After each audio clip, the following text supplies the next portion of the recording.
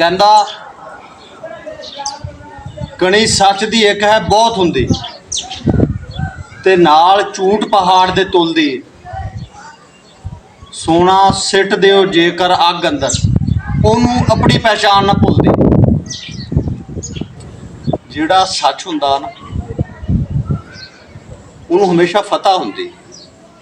वो चाहे थोड़ा ही होवे, झूठ जिन्ना भी होवे वो झूठ ही रहिंदा, सच दा मुकाबला कदे नहीं कर सकदा।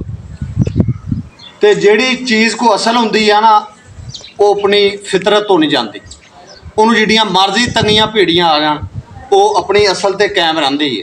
सोने नूं तुसीं अग च जिन्ना भी साड़ लो उन्हें अखीर ते सोना ही रहना हुंदा। यही गल बंदियां दी हुंदी है। जिहड़े बंदे जिस फितरत दे खसलत दे हुंदे हैं ना उन्हां नूं जिड्डे भी तंगियां भीड़े आ जान वो उवें ही रहने। ये खुदा दा निज़ाम आ, कदे भी नहीं बदलदा, जो मर्जी कर।